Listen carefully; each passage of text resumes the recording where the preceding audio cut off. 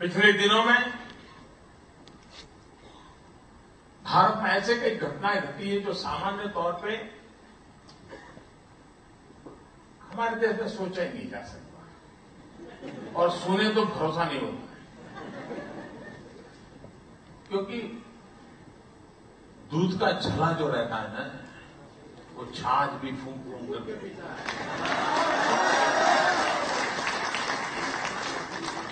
हमने इतनी बुरा सुना है, इतना बुरा देखा है कि कभी कभी अच्छा पर भरोसा करने में थोड़ी देर लग जाती है। आपने अभी भी देखा होगा कोयले का कारोबार, समझ गए? सबको पता है क्या क्या हुआ, सब मालूम है। अभी क्या हुआ वो मालूम नहीं होगा। देखिए, अच्छी बात पहुंचाने के लिए मुझे रूबरू जाना पड़ता।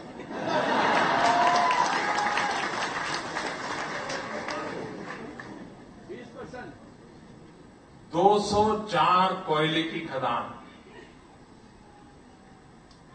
ऐसे ही दे दी थी, ऐसे। अच्छा आप आए हैं, ठीक है, मेरी पेन ले जाओ।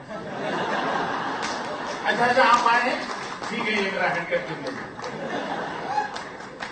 अच्छा जी, कागज चाहिए? हाँ ले जाओ, कोई बात नहीं। आप शायद पेन भी किसी को देंगे तो 50 बार सोचोगे, नहीं सोचोगे? ऐसे पेन देते हो क्या? 204 कोयले की खदानें ऐसे दे दी गई थी, दे दी गई। जस्ट अरे भाई जरा दे दे, कोई पूछने वाला नहीं। तूफान खड़ा हो गया, कोर्ट के मामले बढ़ गए,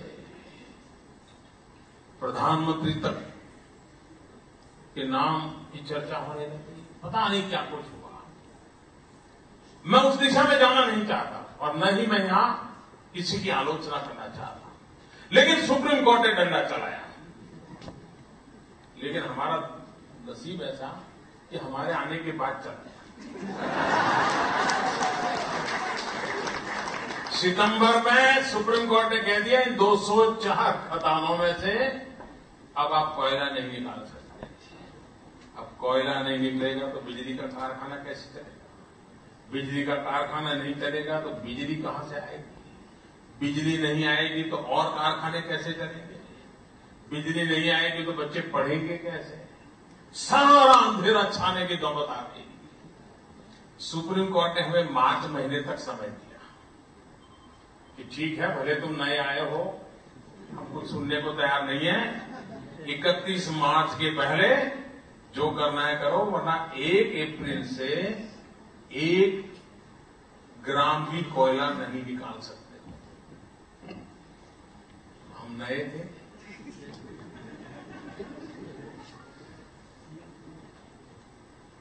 लेकिन चुनौतियां जब आती हैं तो भीतर से एक नई ऊर्जा भी पैदा होती है।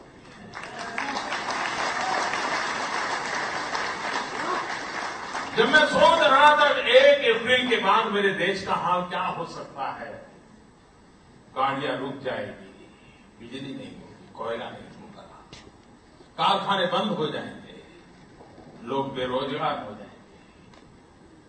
अंधेरा छा जाएगा, बच्चे पढ़ाई नहीं कर पाएंगे। क्या देश को 1 अप्रैल तक इंतजार करते हुए बर्बाद होने देना? मेहनत करना शुरू किया सितंबर में, रास्ते खोजने शुरू किए और 31 मार्च के पहले हमने प्राथमिक काम पूरा कर दिया। पहले तो मुफ्त में दे दी गई थी, ठीक है ले जाओ। अच्छा जाओ, दे दिया, ऐसी दे दिया।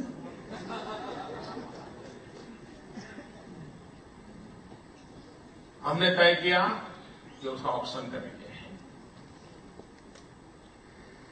और सीएजी का रिपोर्ट आया था। सीएजी ने कहा था कि कोयले में 1,76,000 करोड़ रुपए का घपला हुआ है। तो ये जो आंकड़े आते थे ना अखबार में 17600, तो लोग मानने को तैयार नहीं होते थे कि ऐसा भी कोई हो सकता है क्या? कोई मानता नहीं था। हम बोलते तो थे, हमको भी भीतर से होता तो नहीं है, पता नहीं। लेकिन जब हमने ऑक्शन किया 204 कोयले की खदान में से अभी 20 का ही ऑक्शन हुआ है, 20 का ही, और 20 के ऑक्शन में 2 लाख करोड़ रुपया मिले हैं।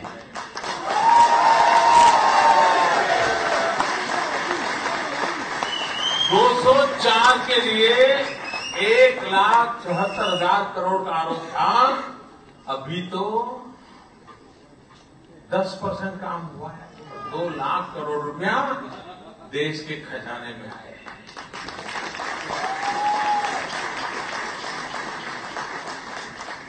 मेरे देशवासियों, कोई सरकार अपने पूरे कार्यकाल में ये भी एक काम कर देना है तो भी देश 25 साल तक कहेगा, अरे भाई तुम ही देश चला।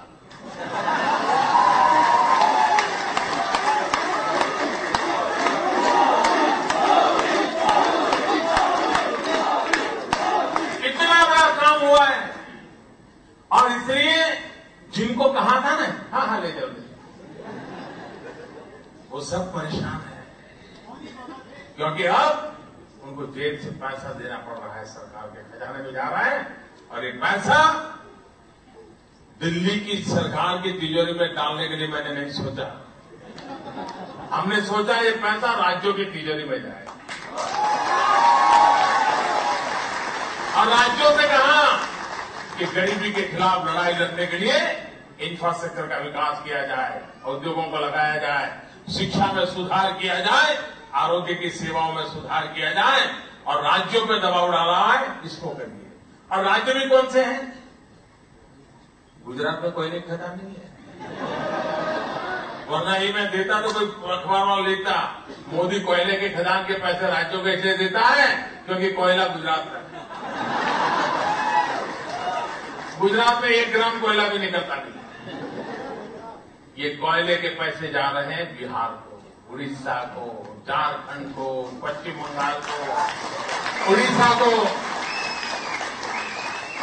उन राज्यों में जाएंगे जहां पर विकास की संभावनाएं हैं, लेकिन अभी काफी पीछे हैं, उनको मुझे आगे ले जाना है।